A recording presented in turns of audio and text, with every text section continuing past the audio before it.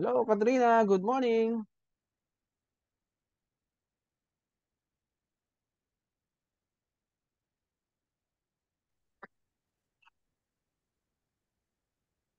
Good morning. Kumusta ka na? Hello, good morning, sir. Okay naman po. Happy Father's Day. Thank you. Wala na bang ano dyan? Wala nang disaster dyan sa area nyo? Wala na. Naku, Well, bigla. Noon, may sunog. ilang bahay ang affected? Dalawa lang naman, kaso malalaking bahay siya. So immediately, nag-provide kami ng financial assistance. Malaking bahay, edi mayaman yun. O yun nga, kaya medyo malaki-laki din yung naibigay ng city government of Wow. Masbate. Wow. Laki ah. Malaki-laki pala ah. Hindi naman sobrang laki, pero mas mataas lang sa bigay ni DSWD. Okay. Baka mamaya sapat na para magtayo uli ng malaking bahay. But anyway, uh, today is June 16, 2024. So we will discuss about a very important topic today in this course, Master Class in Marriage and Family Relationships. We will talk Opo. about Opo. the foundation in the marriage, which I believe hindi pa natin na-discuss thoroughly in our previous sessions. Yes po, opo. So ano ang ating pag-uusapan today? Yung pinakamahalagang pundasyon ng pamilya, who is the male Mm-mm. Mm-mm. in the family. Gaya ng pag-aaral na ginawa natin in the past, bakit kailangan pag-usapan ang pundasyon ng marriage? Because kanino ba nagsimula ang marriage? Sa Malala. pagkakaalala mo, sa lalaki, di ba? Walang magaganap na marriage kung walang lalaking nag-alok, nag-propose ng bola sa babae. At kung walang nabolang babae, walang naniwalang babae, wala rin marriage na mangyayari, di ba? Kaya nakadepende pa rin sa babae ang desisyon. Mm, yun nga. Oo, di ba? Kasi kung hindi ka naman ipupurso ng lalaki, hindi ka kukulitin, hindi ka pipiliting makonvince through flowers and roses and chocolates, or flowers or roses or chocolates or mga pa-impress, di ba? Pa-protection, security effect, kunyari, para ma-convince yung babae, no marriage will happen. Okay? Oo, tama. And today you will also learn that not all males are qualified for marriage. Malaking challenge yan, ano? Totoo ba, sir, na hindi lahat ng lalaki ay qualified for marriage? Yes. Mm, mm, mm. Malalaman mo today, hindi lahat ng lalaki ay karapat dapat Qualified. mag-asawa or qualified. Oo. Oo. Papag-aralan natin today din. Ayon na rin sa pag-aaral ng science, kung ano ang kaibahan ng lalaki sa babae. Opo, opo. Yan. At sa pag-aaral sa Amerika, na-discover nila kung gaano kahalaga ang presence ng lalaki sa bahay, sa Mm, pamilya, sa marriage. Pag-aralan nila. At ano ang kinahihinatnan kapag wala yung lalaki sa marriage? Nanay lang. mm, mm, mm. Napag-aralan na rin nila yan. So, hindi ito bagong information. Ito ay, kung pag-aaralan din lang sana ng Pilipinas, ay Mm, madidiscover din natin the same answer. Sa ngayon, nagre-rely tayo madalas sa studies ng Amerika, ng British, ng mga malalaking eskwelahan doon, di ba? mm. Yun. Mm, Kino-quote lang natin lagi sila eh. Pero dito sa ating bansa, itong aming institusyon na tinayo, the BCIDP Marriage and Family Center Institute, ay magkakaroon kami ng maraming pag-aaral din. Sariling pag-aaral natin tungkol sa marriage and the family. maganda Dadaan, yan. yes, Idadaan namin sa survey, sa Mm, research, mm, mm, at mm, sa lahat mm. ng uri ng methods of research na dinidiscuss sa psychology para mas makuha natin yung tamang sagot at hindi tayo sunod lang ng sunod sa findings nila, no? Oo. Oo. Dapat Unang-una, may sarili din tayo. Kasi iba din yes, siguro yung culture dito, yes, yung lahat. yes, yes. Oo. Pag culture nga pinag-usapan, alam ng mga Amerikano or ng mga foreigners na yan, kapag nag-asawa sila ng Pilipina, hindi lang yung babae ang pakakasalan nila. Mm-mm. Pakakasalan nila ang buong pamilya ng babae. Oo. Oo, talaga. Oo. Kaya nga pag may mga unfinished business pa yung tatay, malilipat doon sa napangasawa ng anak niya, no? Mm. Kung marami pa pinapag-aral yung kapatid niya, malilipat na doon sa foreigner. Kawawa naman yung foreigner, di ba? Oo. Kaya diyan nabuo yung statement na kapag ang Pilipino pinag-usapan, family-centered, di ba? Mm. Family-centered, inunawa ko mabuti. Bakit ba tinawag tayong family-centered na Pilipino, na race, no? Mm. Na-realize ko sa aking pag-aaral din, kaya naman pala. Kasi pag nag-asawa ang Pilipino, nandoon sa bahay ng magulang. Oo, doon pa Di ba? nakikitira. Mm. Oo. Kapag nag-asawa yung Pilipino, tapos foreigner na pangasawa, pinapaubaya sa foreigner yung kinabukasan ng buong pamilya niya. Di ba? Yan ang kalakaran sa atin Mm, na mm, kultura na naging normal, kaya ang tingin ng mga tao sa ibang bansa, tayo ay family-centered. mm, mm. Oo, na kung tutuusin, in a negative way, yung Mm, pagiging mm. family-centered natin. Kaya, ang dami ding Pilipina, maraming Pilipina ang tumatawag sa opisina ko para humingi ng tulong. Yung mga nag-abroad mga nag-asawa ng foreigner na Oo. nakatira sa abroad, ang dami na nila kumukonsulta sa Mm. akin. Alam mo ang situation nila, iniwanan sila ng husband nila, tapos hindi na sila makaalis doon sa bansang yon. Dependent na sila sa gobyerno. Mm. Kahit sa Australia, may client din tayo doon, sa Japan, sa Britain, sa Great Britain, at sa Mm. iba-ibang bansa, mga Pilipinang kababayan natin na iniwanan na, inabandon. Tapos yung mga bata na sa kanya. Mm. Oo. Kaya minsan nahihiya ako maningil ng consultation fee. Ah. Oo, di ba? Alam mo yon yung situation Oo. na disadvantage na, tapos iti-take advantage mo pa.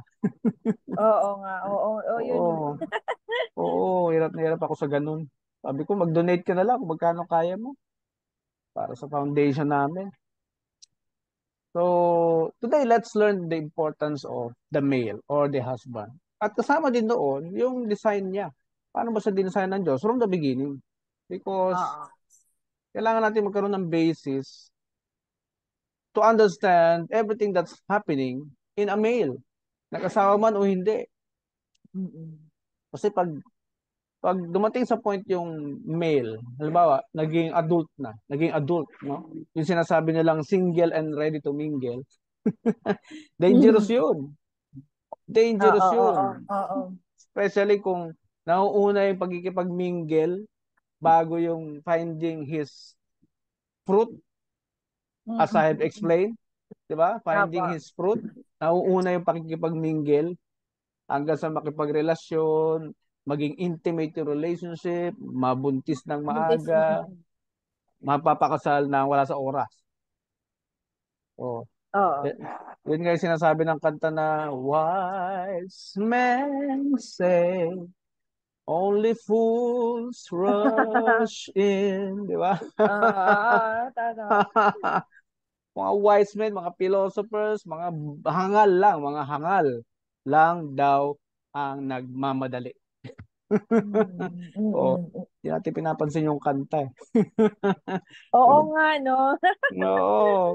punong-puno ng meaning yun na pagka sinapuso natin, oo nga, isa tayong hangal o baliw kapag nagmamadali tayo sa bawat stages ng ating buhay. Tama. Okay? Then, sa design ng lalaki, according to science, ay matatagpuan natin yung kakayahan ng lalaki versus sa kakayahan ng babae. Okay? This is not something about uh, equality. Okay? Because in some areas, yes, merong equality. In some areas, kagaya ng kakayahan, both can produce money. Di ba? Both can be a leader. So, dyan equal ang male and female. Pero saan nagbabago ang equality? Pagdating sa leadership in the home, doon nagbabago. Hindi pwedeng dalawa ang leader sa isang marriage. Because any one body with two heads is called, alala mo sinabi ko? One body with two heads is called Hindi ko naalala. a monster. Um, Okay? It's a monster. Dalawa ulo eh. Wait lang ha, may kumakatok. Dali lang.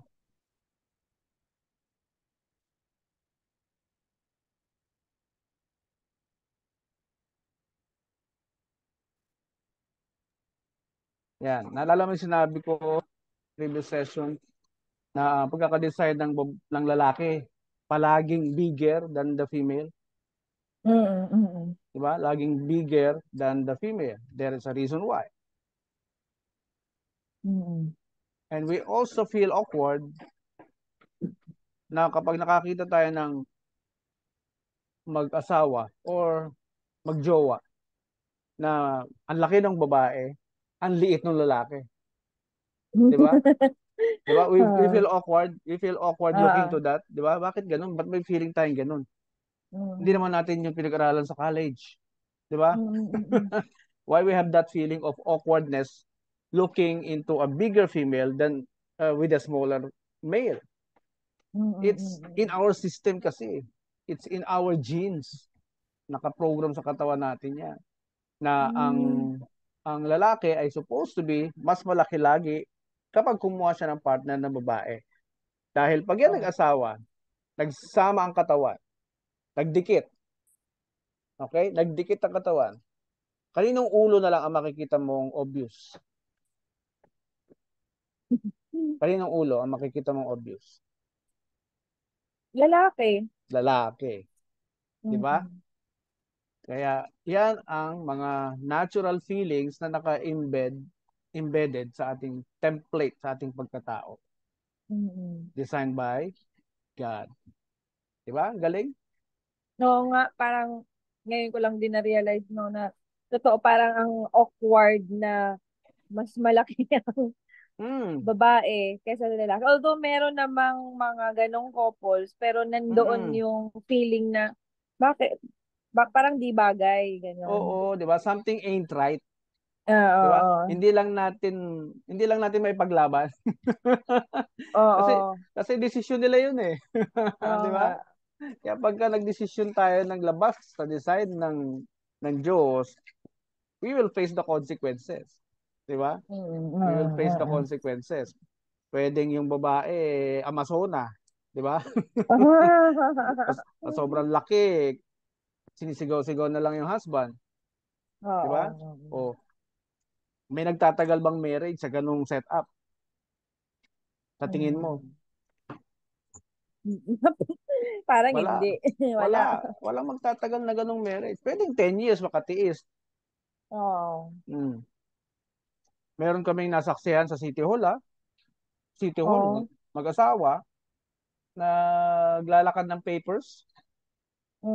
Aba yung lalaki, nakaupo, hawak yung mga papeles, mahalata mo naman mag-asawa eh. Tapos yung babae, nakatayo, sinisermonan siya. Oo, anong sabi ng babae? Ano ka ba? Bagal-bagal mo, tanga-tanga mo naman. Ganun yung husband niya. My goodness. Walang pupuntahan tong marriage na ito. Pag Sooner, ganyan.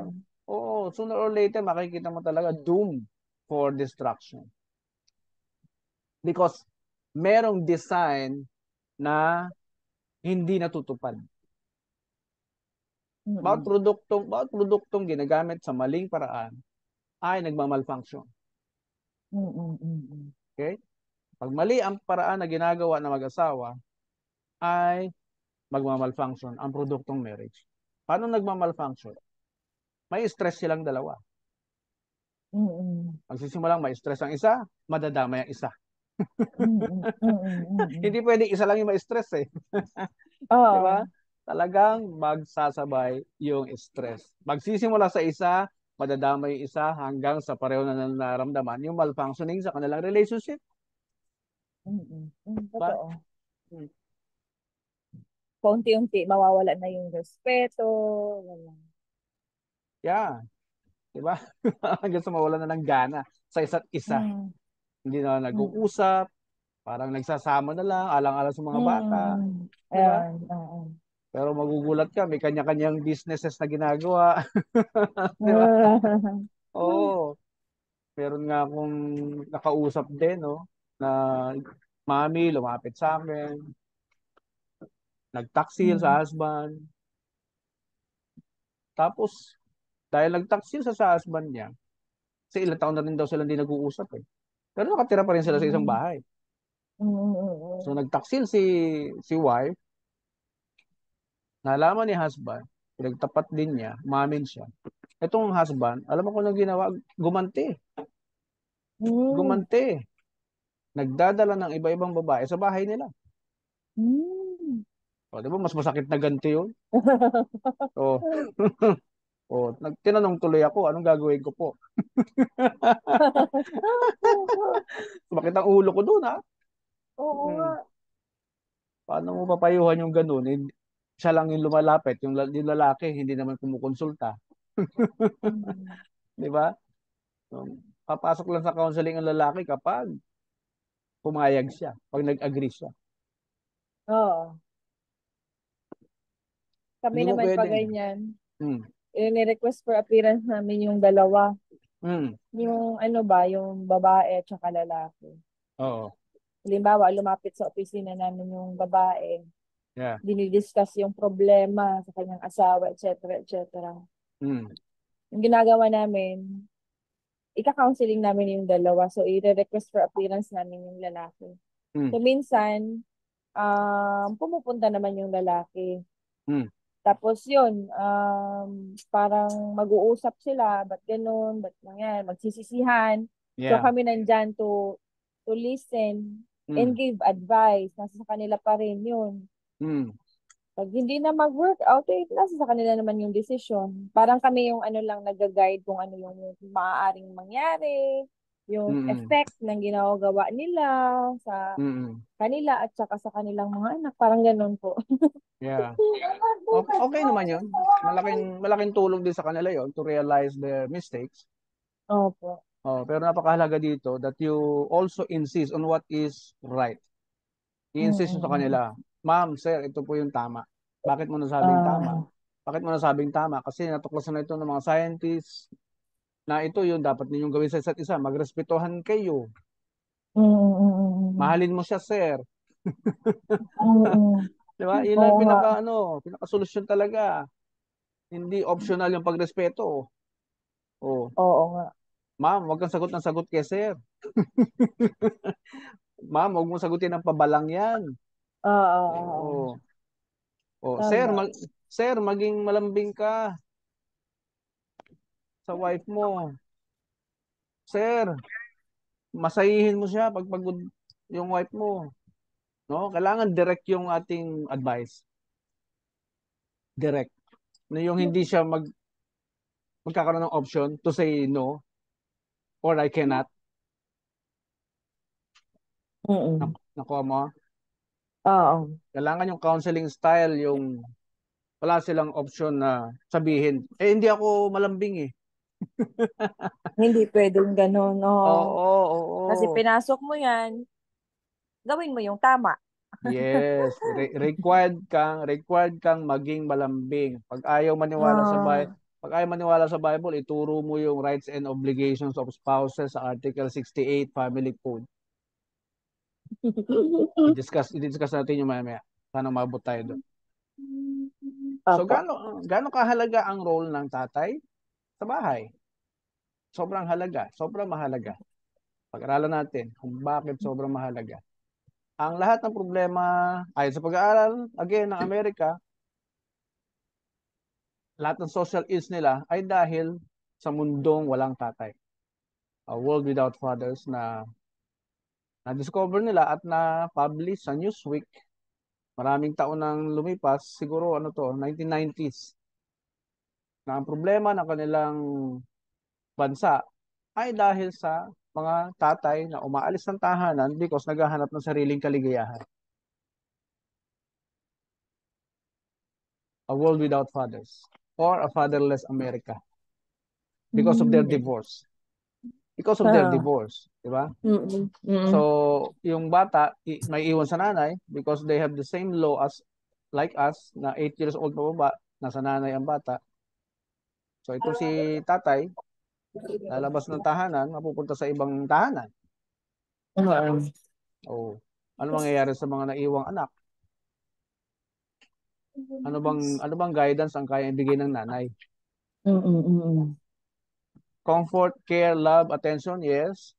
Pero yung psychological guidance na dapat nilalagay sa kanila psychological personality, sa tatay yun hinahanap. Sa tatay yun hinahanap. Okay? Maging yung spiritual guidance ng bata, sino magbibigay nun? Tatay din. Tatay din. Yung tatlong guidance, yung tatlong bahagi ng katawan natin na kailangan ng suplayan, ayon kay Abraham Maslow. Di ba? Ano yung first level? Physical. Physical, physiological, and the third one, in the triangle, is the self-actualization, which is actually spiritual, na hindi niya masabi doon because science eh. Di ba? Spiritual part yun ng ating pagkatao. Nilagay lang niya self-actualization. O, ano ba yung covered ng spiritual? Eh di yung guidance, sino ba nagbibigay ng guidance sa tao? Eh di yung Diyos, mabubuting guidance at dinadaan niya yan sa tatay. As a teacher, as a leader.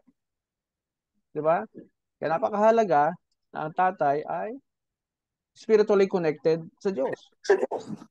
Oo talaga. Hambing agad ako dyan. Oo. Pag hindi spiritually connected, delikado. He is a dangerous man living in the planet. Oh, lalo na pag nagkaroon ng authority yan. Halimbawa, ginawa mong police.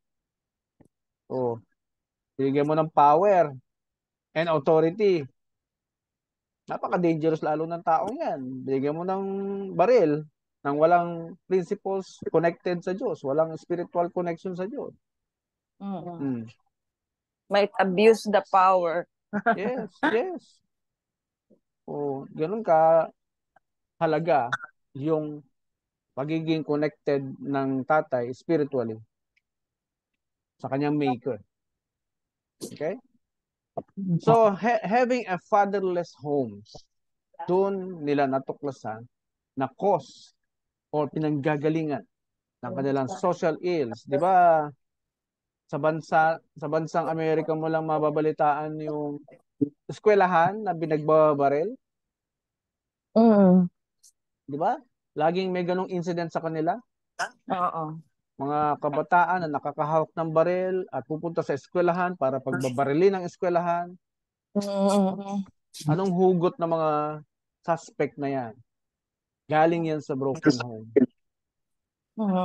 Galit sa mga batang inaasikaso, pinag-aaral ng magulang. Inggit sila. Hindi dahil drug addict. Okay? Dagdag na lang yun sa kawalan nila ng direksyon. Pero lahat ng yan nagsimula, bago pa siya maging addict, wala na siyang direksyon sa buhay because wala siyang tatay. Okay? Yun ang pinagmulan talaga ng problema. Hindi dahil addict siya. Oh. Naging outlet na lang niya yung drugs dahil wala siyang direksyon makita eh. Oh, pakibasa mo ito, Kat, yung nasa screen. So, the consequences of fatherlessness. Some fathering advocates would say that almost every social ill faced by America's children is related to fatherlessness. 6 are noted here. Also see related fatherlessness epidemic infographic. As supported by the data below, children from fatherless homes are more likely to be poor, become involved in drug and alcohol abuse, drop out of school, and suffer from health and emotional problems. Boys are more likely to become involved in crime, and girls are more likely to become pregnant as teens. Yeah. Yeah, okay na. Kat, thank you. 6 na factors ang nakita nila according to studies kung bakit ang dami nilang problema. Okay? As supported by the data below, children daw na mga walang tatay sa bahay are more likely to be poor. Bakit more likely to be poor? Siyempre, ano naman alam ng bata paano mag-produce ng pera? Sino ba nakakaalam paano mag-produce ng pera? E di tatay. Kaya kailangan niyang turuan din mga anak niya kung paano siya nagpo-produce ng pera. Di ba? Became involved in drug and alcohol abuse. Bakit na-involve sa drug and alcohol abuse? Kasi baka sa sobrang desperado ng bata, walang makitang pagkain sa bahay, nakikilala yung ibang mga bata na wala ring tatay sa bahay, na napabayaan, nakikita-kita sila. Di ba? Drop out of school. Siyempre, pag nagsama-sama yung mga yan, walang magulang, walang direksyon, walang nag-guide, walang nagwa-warning, edi gagawin nila yung ginagawa ng ibang matatanda. Kagaya ng pag-inom. Diba? Oh. Alcohol abuse. And sabayan pa ng masamang impluwensya galing sa mga friends nila. Yes. Kaya nagkakasundo-sundo yung mga yan because they have the same feathers. Ha? May something in common sila. Yes. Tapos, pag nasamahan ng babae, ayan, i-eksperimentuhan yung babae. Nadadamay sa mga ginagawa nila, sunod lang sunod, kasi lost, no? Lost without direction din ang mga kababaihang ito na teenager. Ano ang kanilang kinahinatnan? Become pregnant. Di ba? Pwede mong i-take note ang website na ito, fathers.com. Nandyan ang studies. Pinaliwanag nila, supported by data. Yan. Pwede mo ring i-cite yan sa iyong mga training. Oo, maganda yun eh. Napaka-importante kasi na actually sa ko din, sir, kahit din yung motherless, parang isa ding malaking factor sa family na, halimbawa, yung importante kasi na nandiyan talaga yung image ng isang nanay at isang tatay. Yes. And na-prove naman ng science yun eh. Kapag kompleto ang mother and father sa bahay, kompleto rin ang development ng bata. Ayun. Kompleto rin. Pag sinabi natin kompleto, this is a fully developed individual, functional individual, na masipag mag-aral, magalang sa kapwa, may direksyon, hindi pala barkada. Kung may barkada man, kung may friends man, mabubuting bata din. Di ba? Oo nga. Oo. Kung may respeto sa babae, hindi mo makikitang layas ng layas yan ang walang paalam sa magulang. Di ba? Ganyan ang mga fully developed individual. Tama. Which is bihira na sa Pilipinas. Ha? Oo. Hira. So, nakakalungkot, di ba? Mm. Pero kung Pero, lahat, mm, mm. sige, Kat. Yun din, sa amin kasi, ang dami namin cases ng mga, yun, children in conflict with the law, Yeah. children at risk, mga stowaway, mga Oo. layas bataan, involved in drugs, involved in smoking and drinking alcoholic beverages, yung Yes. involved theft, etc. Mm. Napansin ko lang na yun nga, these children come from dysfunctional families. It's either Yes. nawala si nanay, it's either nawala din si tatay. Parang Mm. ganun. Alam mo, nung ni-research ko yan, gano'ng karaming babae na OFW. Mm-mm. Sabi ng PSA statistics 2 years ago, 60% mga kababaihan. 62% out of 2 million na OFW, 60% are females. So Mm. imaginein mo na lang doon sa 60% females na yan, ilan ang mother. Oo. Sila yung mas nakararami, yung mothers, kesa sa single na babae. Mm. May data yan doon sa PSA website. So, ilan sa kanila na napapanood natin sa TV, nababalitaan din natin na umiiyak taking care of other children while they cannot take care of their own children. Oo, oo. Hmm. Yun naman talaga ang reason eh. Bakit sila napilitan mag-abroad? Because of irresponsible husbands. Mm. Mm. Yun lang ang pag sinorvey namin yan, bakit ka nag-abroad? Eh kasi sigurado kami, ang isasagot niyan kasi nagkaasawa ako no, walang silbi, walang direksyon sa buhay, walang pangarap. Mm. Mm. Yan ang isasagot Tama. sigurado nila. Hmm. Diba? 'Di ba? Wala naman talagang aalis dito sa Pilipinas. Halimbawa, mga mothers, kung enough naman yung support na nabibigay ng kapartner nila. Yes. Definitely, absolutely. Mas pipiliin at pipiliin ng nanay na syempre makasama at alagaan yung anak. Oo. Tsaka, tsaka manghihinayang ka rin, ano? Graduate ng education, domestic helper sa abroad. Oo. Di ba? May bachelor's degree. Yung iba nga, doktor eh, nag-caregiver na lang eh. Oo, oo. O, di ba? Wrong direction. Wrong direction. Eh kasi, hindi naman sila makapag-practice doon as a doctor, as a medical practitioner. Kailangan nilang mag-study doon separately. Di ba? Oo. Hmm. So, ganyan ang situation natin na until now, hindi nagbabago. Bakit? Ina-amplify pa ng TV, ng media, ng mga teledrama, yung ganitong sitwasyon natin. Ina-amplify pa lalo. At, Mm. at nakakarating sa pandinig ng mga kabataan na nagiging normal sa kanilang paningin hanggang sa kanilang paglaki. Kaya yung ignorance, napapasa eh. Napapasa-pasa yan for generations. Yung ignorance na kailangan magkaroon ng tatay na matibay sa isang tahanan. Ignorance yun. Hindi natin alam, hindi natin naiintindihan. Mm. Oh. Kasi hindi sila nag enroll dito sa masterclass gaya mo. Di ba? Oh, kaya pag nag-aaral, di ba, nagkakaroon ng malalim na discussion, nagkakaroon ng malalim na kaisipan, oo nga, ano, nare-realize natin, unlike pag nakikipagkwentuhan lang tayo sa kanto, Kumbaga iba may eh. mga thesis eh. Oo. Iba kapag pinag-aaralan ng maayos.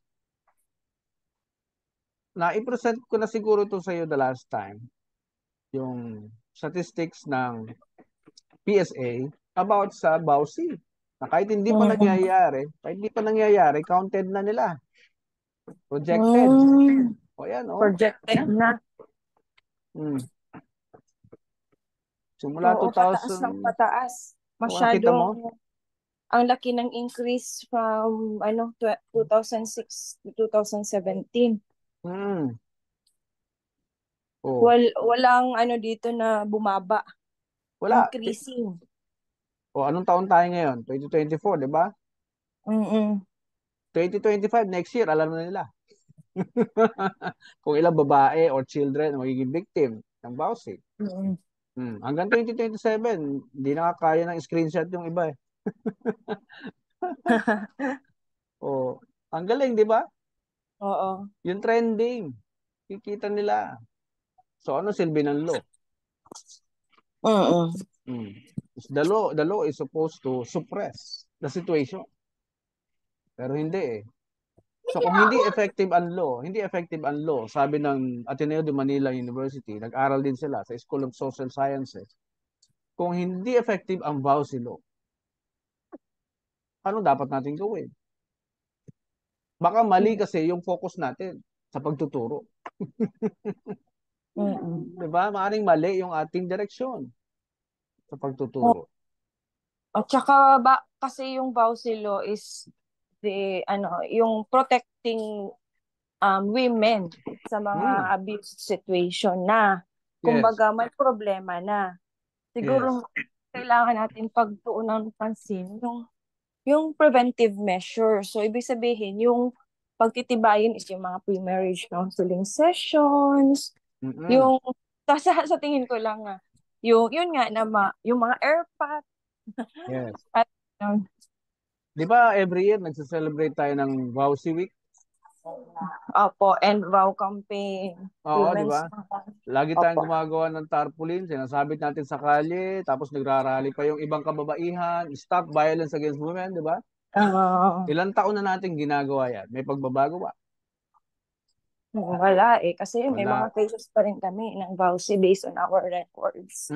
Alam mo kung bakit? Alam mo kung bakit? Kasi mali ang ating focus. Nakatuon tayo sa mga lalaki to stop violence against women. Nakatuon tayo.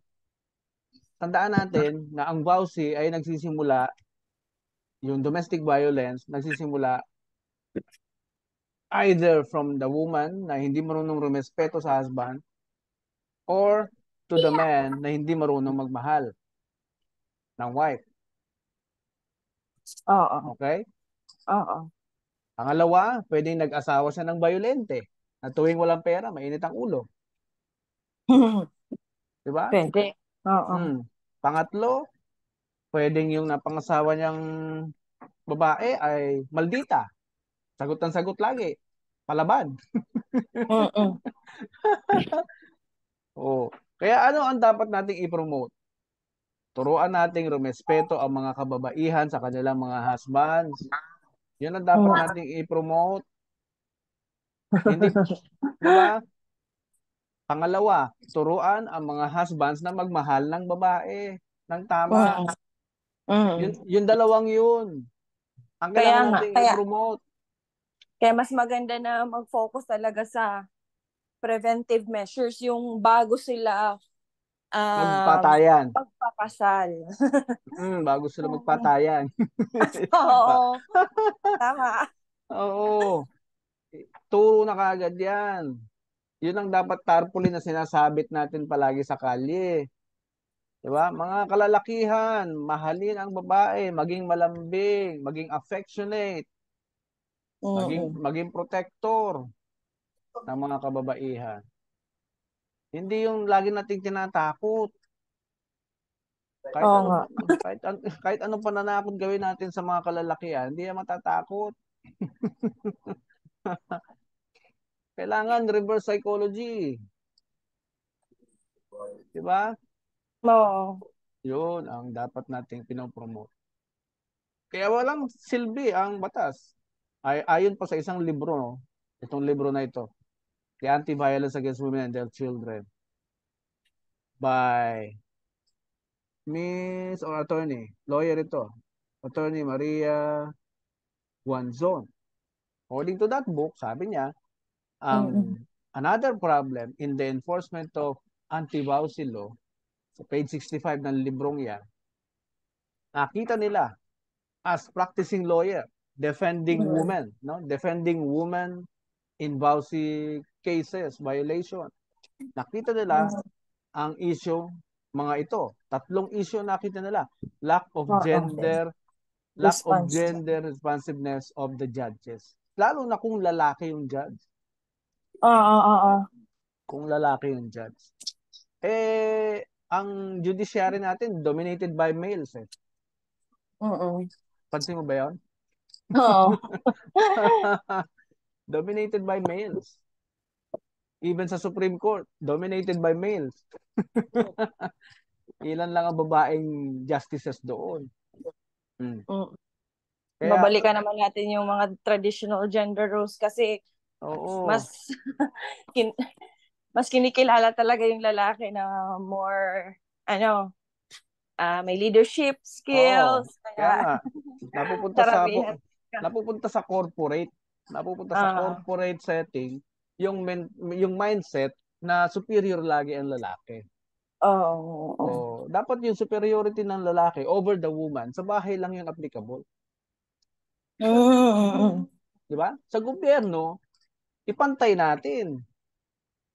Kung sa Supreme Court 15 yung justices. Kaya naging 15 yun kasi pagbotohan eh. Pag nanalo yung 8,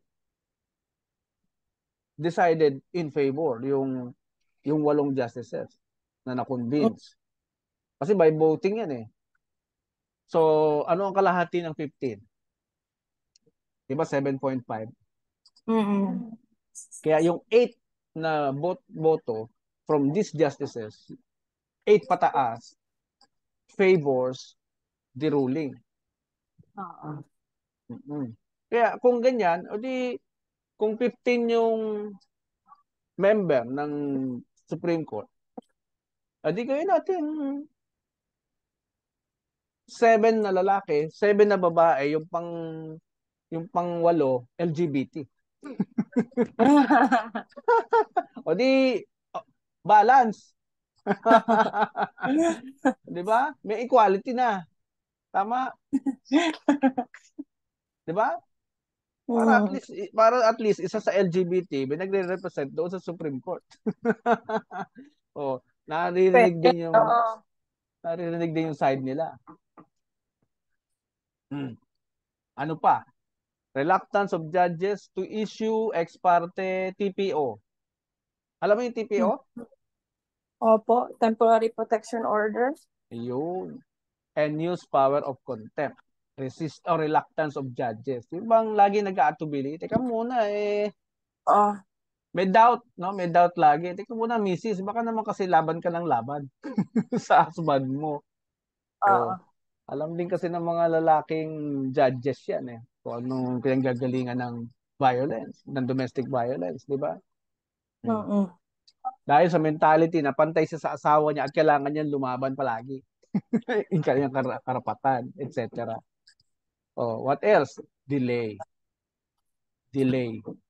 Laging delay ang cases. Bakit? Kasi hindi priority ng judges. Kasi isang victim lang ito eh.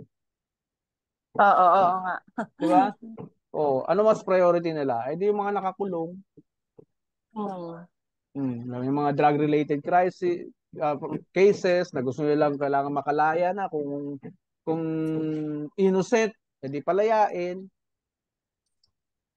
Diba? Kasi congested na yung ating mga kulungan. Oo nga. Yung mga human rights na nababiolate, na sinisita ng United Nations. Diba? Oo. Yun yung mas priority. Yes. Kasi sinisita ng international community. Sinisita tayo eh. Tsaka siguro nasa parang mentality din na baka bumalik lang din naman itong si babae sa kanyang asawa. Kaya may delays. Kasi napansin ko lang, kahit din sa mga court or sa prosecutor's office, halimbawa na i-file na yung case, mini-mediate pa rin doon. Yung nagkakaroon pa rin ng parang mediation or counseling na Baka maayos pa. Yes. Yes. So, kahit at the last minute, nag-e-effort sila, di ba? Ah, kaso pag nagbugbuga na, meron ng psychological violence din, oo. ang hirap na ibalik yung pagtitiwalang nasira. Oo. Di ba? Oo. Iba Yung na ang pambub usapan. yeah, even yung pambubugbog, sakop pa din yan ng pagtitiwala eh. Alam mo ba yon yung baka ulitin niya uli, di ba? Oo. Oo. Oh, sakop ng pagtitiwala yan. Na nandun na yung takot, the moment na na-violate kasi yan, nandun na yung takot, tika muna, baka umilit na naman ulo nito, eh bugbugin na naman ako. Saktan na Oo. naman ako. It's also covered by trust. Kailangan magtiwala uli yung tao doon sa asawa niya. Okay, so let's move on. Opo. Yan ang mga problema natin na hindi nakikita. Kaya nag-aspire ako for political position next year because of Oh, this. Yeah. ano Mm. yun? To-surprise kita. Ah! Oo, I'm running in Congress. I will run in Congress next year. Wow! Good luck po. Yes, yes.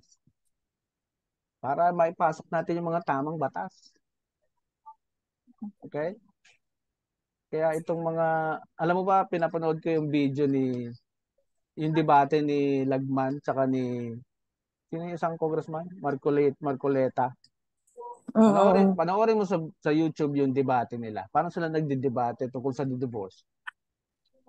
Mm. Sige po, panoorin ko yan. Oo, panoorin mo yung debate nila. Na-enjoy akong panoorin. Sabi ko, kayang-kaya kong sumingit dito sa debate nila. Di ba? Ikaw, sa assessment mo, kayang-kaya kong sagutin yung mga tanong nila doon eh. Oo, kasi may mga pinag-aralan ka talaga, sir. Diba? Oo. Knowledgeable ka on that. Oo. Tsaka kailangan nating ipasok yung mga idea ng Diyos tungkol sa marriage para matino ang marriage. Mm-mm. Idea to ng Diyos. Yun ang design niya eh. Pero hindi natin pinaniniwalaan. Mm-mm. Majority ng Pilipinas. Kaya pag nagpasok ka ng lawmaker sa Congress na hindi naka-align most of his mentality, hindi naka-align sa spiritual design ng Diyos, sa connection niya, sa spirituality niya sa Diyos, we will all be in danger. We will always be in danger. Mm-mm. Mm-mm. Kaya kailangan yung Totoo. mga, oo, kasi gagawa ng mga batas yan na beyond the principles or the ideas of God from the Bible. Manggagaya yan ng idea ng iba na hindi rin naka-align sa Bible. Di ba? Kaya Mm-mm. yung issue ng divorce, wala katapusan because majority Christians hindi pumapayag. Eh ngayon, gusto na nila talagang i-pursue yan. Magalit man ang simbahan. Oh, Oo. gusto na talagang matuloy yan. By hook or by crook. Yun ang ibig sabihin ni Lagman sa kanya mga words. Yung bang tipong pag nilagay nila sa lamesa ni ano yan, ni BBM, kapag hindi pinansin, will lapse into law, magiging law automatically. Di ba may ganon? Oo. Oo. May ganon tayong procedure eh, sa paggawa ng batas eh. Kapag hindi binito ng presidente, kahit na hindi niya pinirmahan yan, pero hindi niya rin binito, yan ay magiging Magiging. batas. Oo. Will lapse into law. Yun ang sinasabi. Okay? So, nag-asawa na ang isang lalaki. Naging husband na ang kanyang titulo. Di ba? Magiging husband ang titulo niya na ang tunay na kahulugan ay galing sa salitang house bond. Originated yan sa salitang house bond, which means the one who binds the house together. Yan ang etymology niya. Kahit na i-Google mo yan ngayon. So, how do you explain the meaning of the one that has the responsibility to keep things in order? Diba? Siya yun. Si husband, oo. Parang walis tingting na kapag nag-iwa-hiwalay, siya yung may obligasyon pag samasamahin uli at itali. Yung walis tingting. Ano yan? Hindi niya hayaan yung anak niya maligaw ng landas. Di ba? Hindi niya hayaan yung asawa niya maligaw din ng landas. Okay? Sa kanya nagsimula ang marriage eh. Siya yung manager ng institusyon. Tama? Oo. Dapat mapasakop niya yung wife niya. Dapat makumbinsi niya yung wife niya na siya ay tunay at totoong leader ng tahanan. Tama ba ako? Tama. Kasi siya yung role model in the marriage.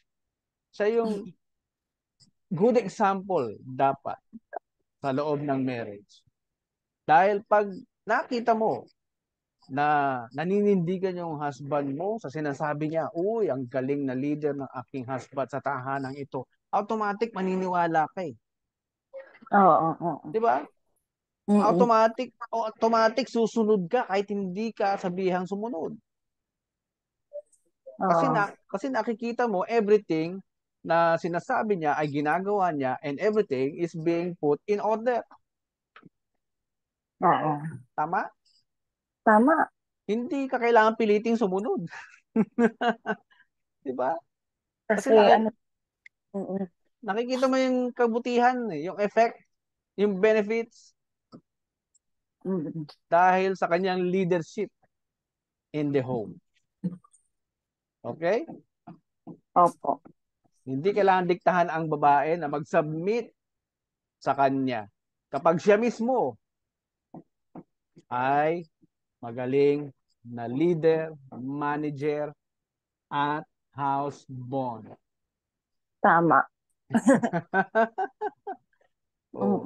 Kasi everything will follow. Kung siya, di ba? Yes. At laging magaling na leader, manager ng tahanan. Yes.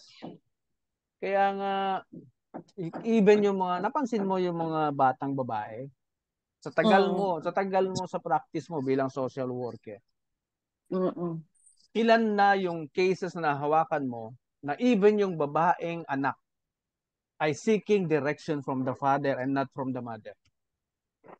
Ang dami. Dami na, di ba? Na mas preferred nilang kumuha ng direksyon sana sa tatay nila kaysa sa nanay nila. At yan ay may biblical explanation. Mamaya, malalaman mo kung saan Bible verse yan.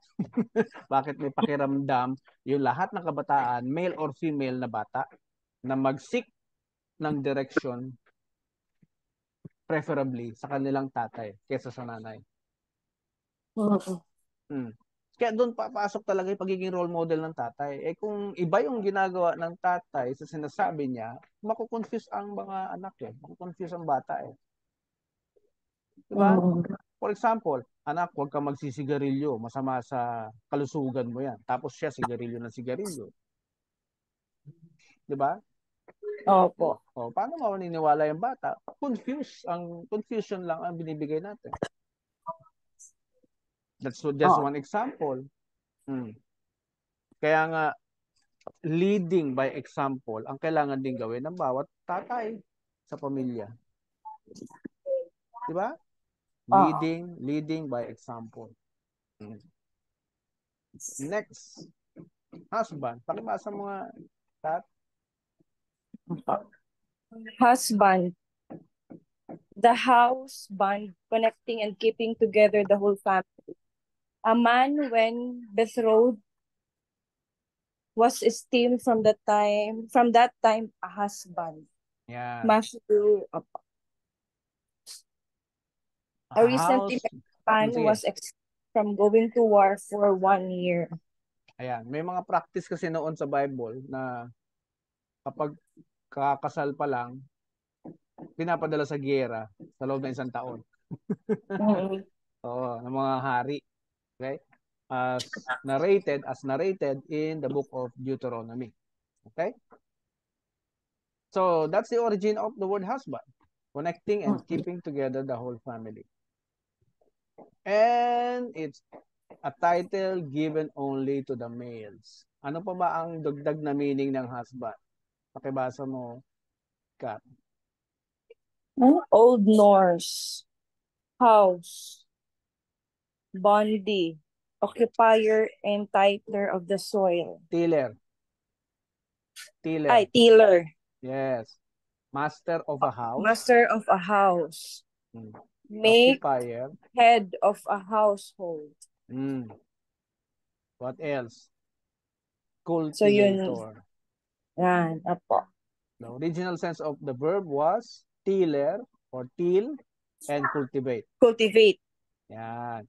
So it's a verb word which means there is something that must be done. Till, cultivate, occupier. You are the tiller of the soil.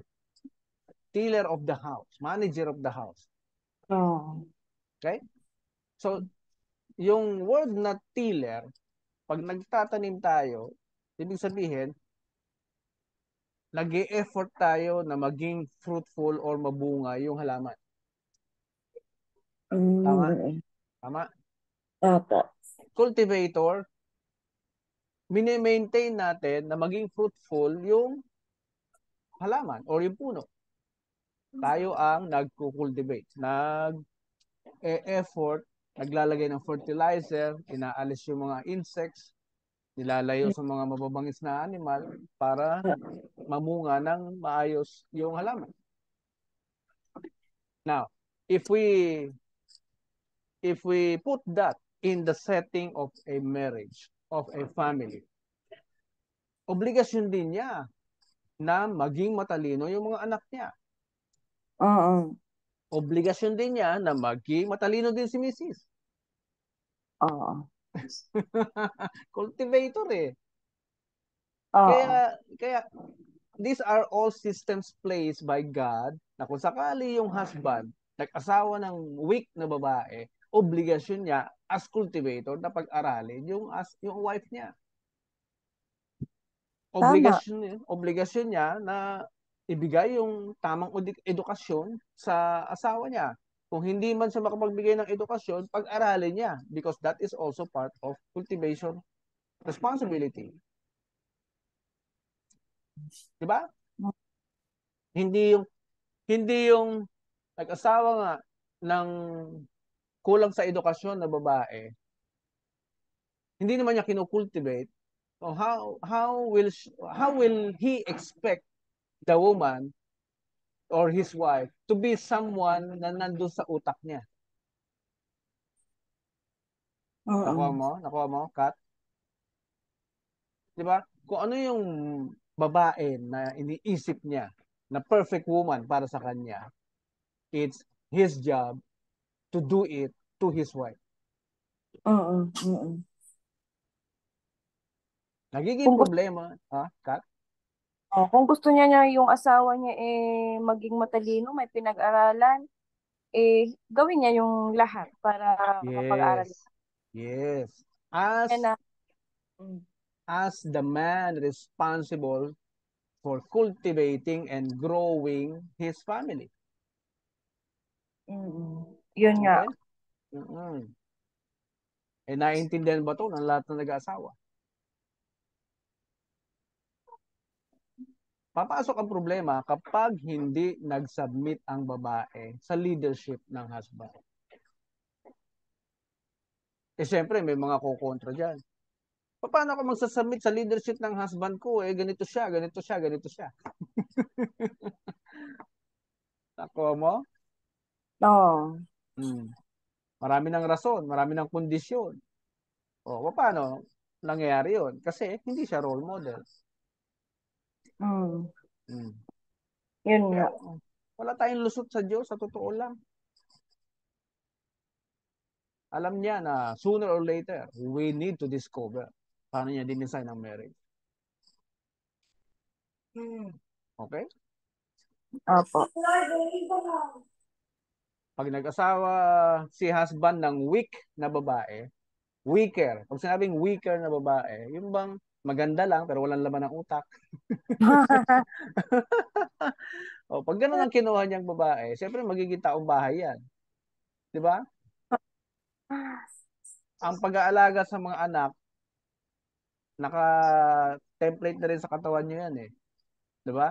To care for your children. Naka-template na yan eh. Pero yung psychological needs, kung walang edukasyon ng babae, kailangan supplyan ni husband para Oh, magpantay sila. Para magpantay sila. Ano bang reason bakit kailangan magpantay sila? Because kailangan nilang maging sensible, magkausap sa lahat ng oras.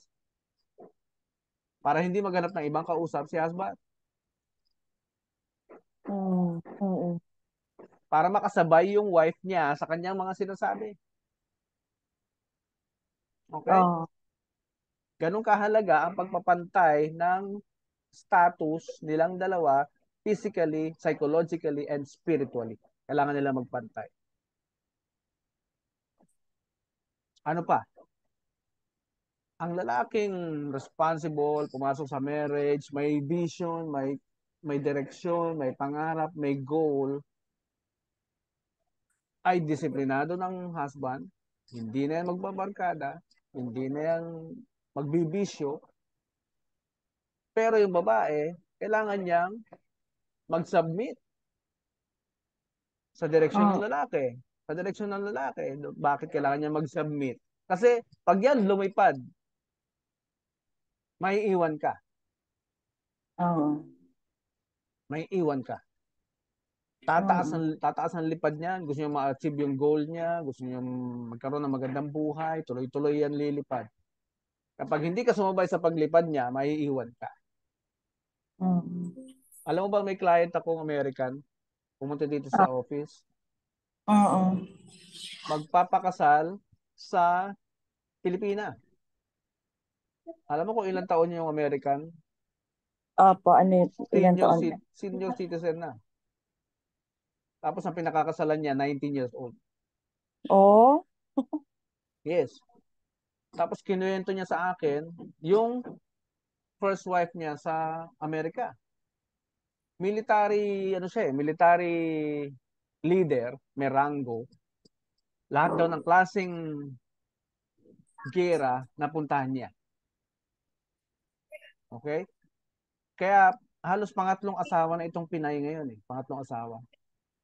mm, Kinuwento niya yung nangyari dun sa unang asawa niya, yung divorce. Siya daw, lahat ng accolades, lahat ng medals ay natatanggap niya. mm, mm, Okay? mm, So marami siyang accomplishment. Be-medaled soldier. Be-medaled leader. mm, Pero yung wife niya, nagreklamo. Alam mo kung anong ginawa ng wife niya? mm, Nagulat siya. Despite all of my achievements, yung wife ko, hindi masaya. mm, Alam mo, mm. alam mo kung anong sabi ng wife niya? Oo, ano sabi? Lahat ng yan ay tungkol sa'yo. Wala ako dyan. Mm. Oh, mm, Wala ako dyan. Ikaw lang yan lumilipad. oh, Yun yung pagkukulang na inadmit niya na hindi niya nagawa. Ano ba naman yung tuwing tatanggap ka ng medal, sasabihin mo sa microphone, I will never accept this, or I cannot be awarded with this medal if not for my very supportive wife. mm, mm, Di ba? Ipaalam mo sa mundo kung gaano kahalaga sa iyo yung wife mo. Para hindi lang ikaw yung lumilipad. Oo, Kaya, tama. oo. Kaya ang ginawa ng wife niya, alam mo kung anong ginawa ng wife niya? Mm. Sisirain ko tong mga medals mo. Sisirain ko ang reputasyon mo. Gagawin ko ang lahat para masira ka. Imagine, Mm. imagine, I would assume mabuting husband ito. Pero here's the wife, malfunctioning. Oo. Mm. Kaya lahat ng sikreto niya sa bahay, binulgar ng wife. Oo. Di ba? Yung wife mo nakakaalam ng kanyang mga baho, kanyang mga pagkukulang. O, binulgar ng wife para masira yung reputasyon niya. Imagine that. Mm. Kaya, hindi pwedeng nag-iisang lumilipad ang husband. Kailangan lumipad din. Totoo. So, a husband will later on become father. Automatic eh. Magiging father talaga eh. Pag walang diferensya yung katawan nila, magkakaanak, they will become father and mother. Now, the Mm. origin, the origin of the word father in Greek is pater. Pater. Oo nga. Pater. Oo. And in Hebrew, which ganun din ang gustong itawag natin sa Diyos, father is called Abba. Abba. Ang Aba. meaning, ang totoong meaning pala ng Abba ay source, sustainer, provider, strength, protector. Sa kanya Mm. nang, siya ang source ng everything. Sa kanya tayo galing. So dahil sa kanya tayo galing, may obligasyon siyang ibigay yung ating mga pangailangan. At dahil sa kanya tayo galing, kailangan niyang i-sustain yung mga pangangailangan natin na hindi maubos. Mm. That's why ang mga puno, tubo lang ng tubo. Basta nasa tamang lupa. That's why ang mga animals, multiply na ng multiply. Wala silang choice. Mm. Di sila makapag-decide na maging single lang. Di ba? Yun ang, yun ang kaibahan natin sa animals. Tayo, we can decide. Sila, hindi. They need to produce and produce and produce. Nakaprogram yun sa katawan nila. Bakit? Para may makain tayo. Mm. Diba? Ayun What nga. else? What else? Strength. Pinanggagalingan ng strength natin siya. Alam mo, Kat, nakita ko yung science. Halimbawa, may sakit. Tapos naubos na lahat yung gamot para gumaling siya. Ano yung last na aasahan mo? Mm. Ano na lang yung last na panghahawakan mo? Pag yung science, na-deplete na yung lahat ng solusyon na pwedeng i-offer sa'yo para gumaling ka. Ano na lang yung huling panghahawakan mo? Faith. Mm. Diba? Faith. Na sana magkaroon ng miracle sa inyong kapamilya Mm. na may karamdaman. Malaki na yung nagagastos, halos iba-ibang doktor na yung tumingin, Mm. okay? Pero wala pa rin nangyari. The only one Mm. remaining option natin is to hold on Mm. to our faith to God. Mm. Which means, siya yung pinanggagalingan ng strength natin. Siya na lang. Alam mo, mayroong isang movie sa Netflix, panoorin yung mag-asawa. Yung asawa niya, nagkaroon ng amnesia. Mm. Tapos na-confine. Ang ganda nung love story nila. Ang title, The Notebook. Mm. Panoorin mo, The Notebook. Lahat ng effort ginawa niya, no? Kasi hindi na rin niya kilala, pati mga anak niya. Ang Mm. ginawa ng husband, tumira doon sa hospital kung saan nakakonfine yung wife niya. Binabasahan niya araw-araw ng story nila. Baka sakali Mm. makatulong, maalala. Oo. Mm. Hmm. Kasi kahit yung mga doktor sumuko na eh. Oo. Pero hinayaan na lang siya dahil husband siya, may faith siya, nagagaling yung wife niya. O, nag-stay siya doon sa hospital. Araw-araw niya binabasahan ng love story. True story yun eh. Oo. Para ano ko. Na-remember ko Oo, yung movie na yan. oo. Na one day, bigla niyang naalala na asawa pala niya yung nagbabasa sa kanya. So, tuwan-tuwa yung Mm-mm. husband. Tuwan-tuwa yung husband, na-recall, nagkaroon ng recollection. Kaya lang, minutes lang, nung ma-discourage, biglang bumalik. Mm-mm. Inaway na siya. Sino ka? Sasaktan mo ako, no? Ginaganon na siya. Then, naiyak yung husband. Kasi lahat ng efforts niya, naubos na eh. Di ba? Mm. Akala niya, naalala na siya. A few minutes later, yun, biglang bumalik. Yung sakit. Hmm.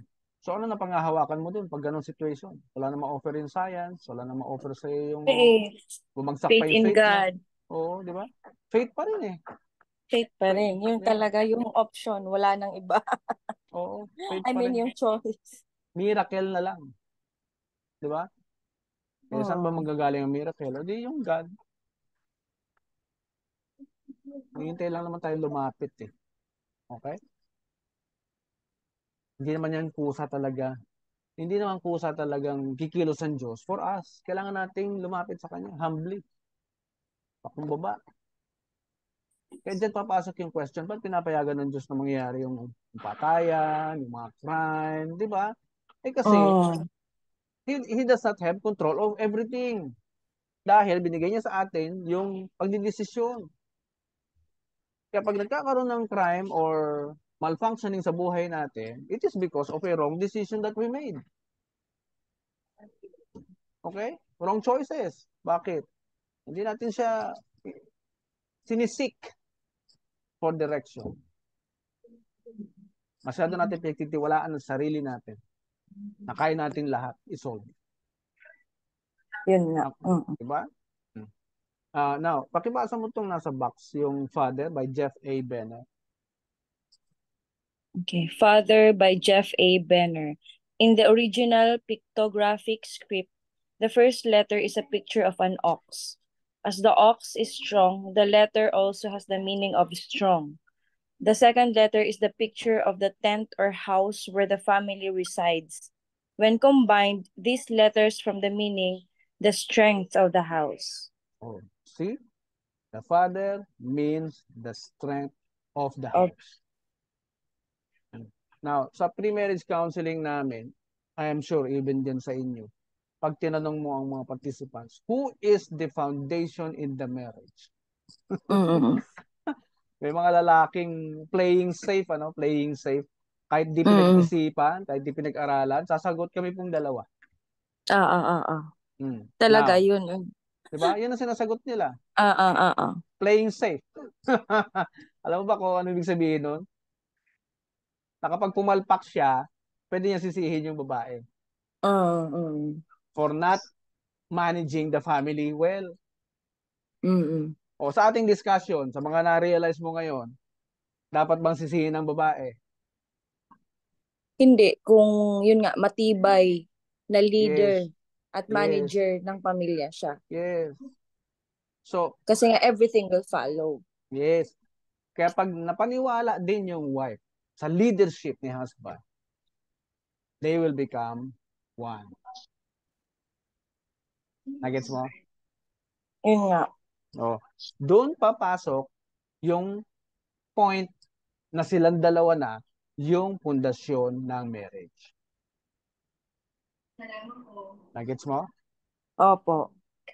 The moment na nag-submit na yung babae because napaniwala siya ng husband niya that he is a good leader, responsible father, protector, strength, provider, sustainer sa bahay. Provide niya lahat ng pangangailangan. Pag napaniwala niya yung wife niya, she will definitely submit to the husband. And they will become, yun ang moment that they will become one body.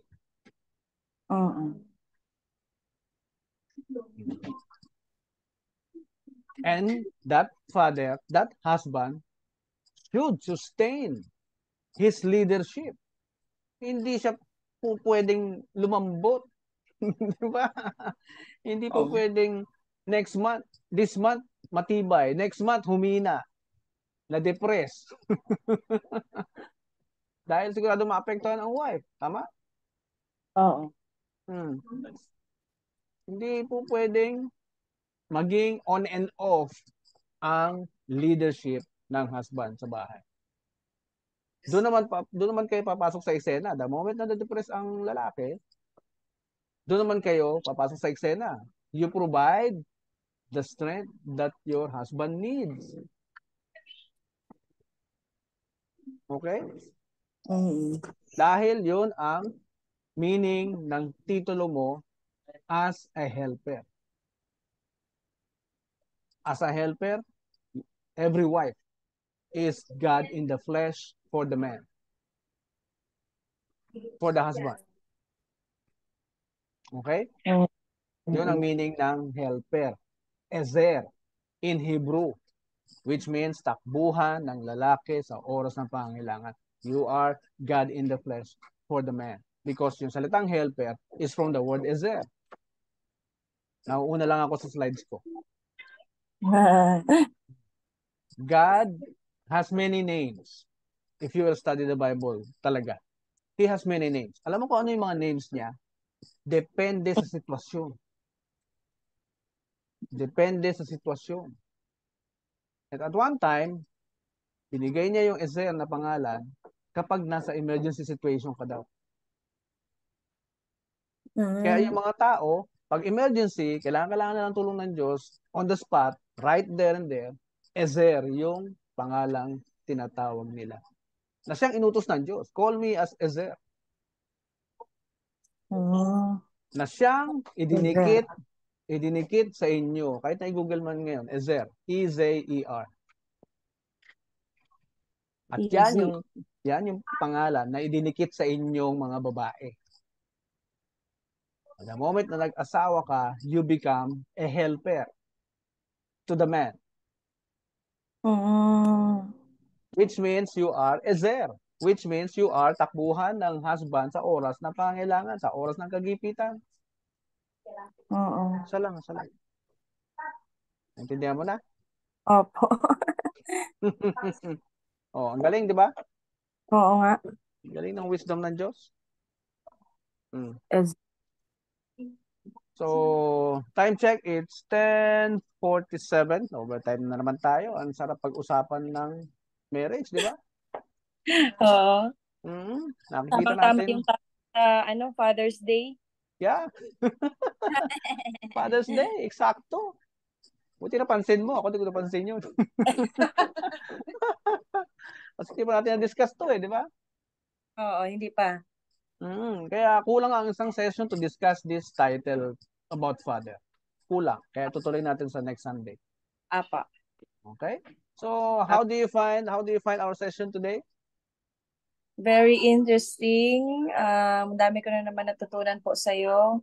And maa-apply na naman namin to sa aming work kasi very related talaga yung mga topics natin sa work po namin sa CSWD. Actually, we are also conducting yung airpat.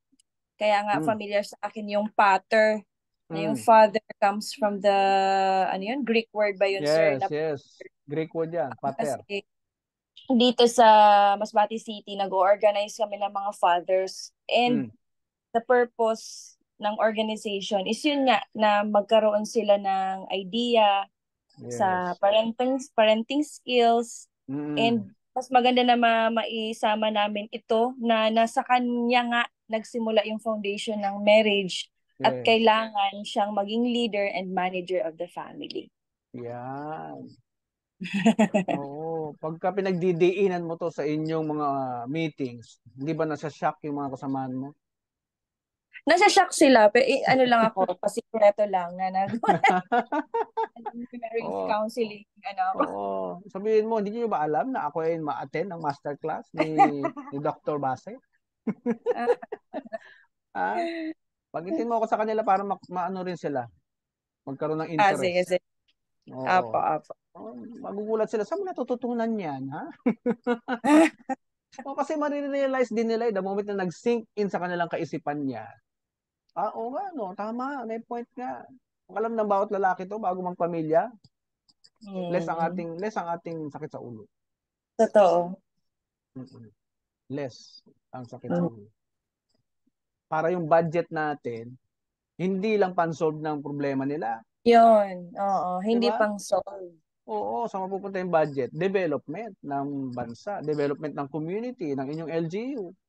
Oo. Para mas maging matibay ang pamilya. Diba? Oo. Ay, nako. I cannot wait. No? I cannot wait to be there in Congress to Ay, good luck. Yeah, to revise our law na hindi effective. Yeah. So yun ang aking magiging battle cry, no? Patibayan ng pamilya, uunlad ng bansa. Sigurado yan. Yes, amen Yes. to that. Thank you for your participation again, Katrina. Apo, sir. Ituloy-tuloy mo lang ito at pagkatapos mong matapos itong masterclass na to, ewan ko kung may masabi pa silang problema. Because you have all the solutions. Alam mo na kung And ano all ang the answers to the questions. yes, 'di ba? Kaya tama yung sabi ni Albert Einstein, kapag yung problema created within the same level of mentality, the solution is outside, beyond, no? Beyond the thinking of those who created the problem. Okay. Nasa labas yung solusyon, not within the level of human beings. So, thank you once again for Thank you attending. po. Yes, Kat. Please help us promote this course also. Yes po, apo. Yeah. Thank you and have a great day. Happy Father's Day sa husband mo. Apo, thank you, sir. Happy Father's Day. Bye-bye. Bye-bye. See you.